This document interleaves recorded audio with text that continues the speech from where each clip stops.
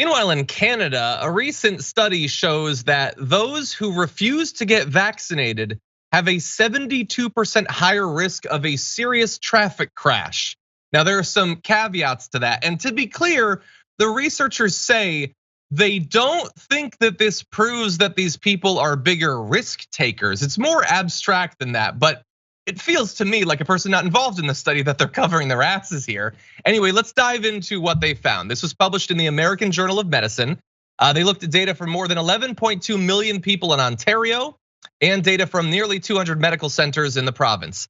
Of the 11.2 million people, 84% had received a COVID vaccine and 16% had not as of July 31st of last year. Those are admirable numbers that would put America to shame. In any event, of that same group, nearly 7,000 people needed emergency care for a serious vehicle crash during a 1-month period that they looked into.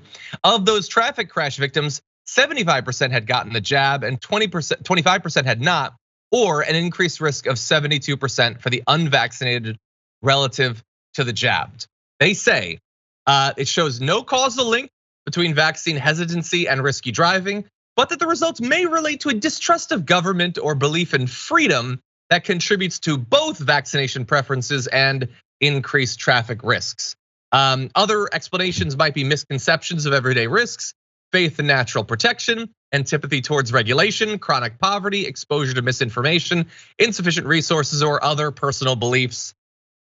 Basically, it's a lot of bad stuff. And again, it's not a full causal thing. The only way that it could work is that obviously something is leading to both outcomes, not the lack of vaccination to the crashes, but still fairly fascinating. I can't wait to see what Tucker Carlson has to say about those later tonight, JR. I guess the best connection you can have is just a general mindset. But what kind of accidents are these? These intersection crashes where people are running lights. I assume in Canada it's similar. I mean, it's a very similar type of traffic laws and rules that we have here. So what is it that's happening? Yeah, I mean, something's happening. Like they study traffic accidents. So what is it that these types of accidents are? Let's take that next step. Let's go for this full scientific study here. If it is something with not trusting this red light, or how dare they put in a red light? I'm free Canadian. I get to run this light. Who knows? Or they're not paying attention. They're on their phones. I don't know. But there has to be some kind of connection. It's impossible that this kind of numbers escalate from non-vaccine takers and accidents. There's something out here, man. I got to figure it out. I would want to see this in other places. And again, this is in Canada. Although there were some protests going on in Canada that implied that there was some overlap between the MAGA people and some Canadians. Is it impossible to assert that people who refuse to get vaccinated are different in some way? I don't think it's crazy to say that, because they would definitely say that. They think that they're different, that they have a greater, commitment to freedom or whatever.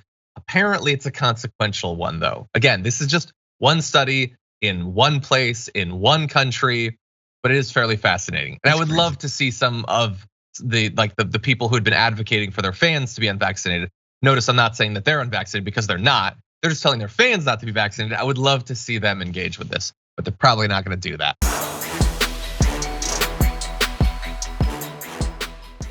Check out the Damage Report podcast each day, wherever you get your podcasts, whether Pocket Casts or Stitcher or iTunes. You can join me as I give you the news and stories you want, with a range of co-hosts and interview guests jumping in on the fun each day. Again, that's the Damage Report, wherever you get your podcasts. And if you get them at iTunes, don't forget to rate and review. Sometimes I'll read them live on the show.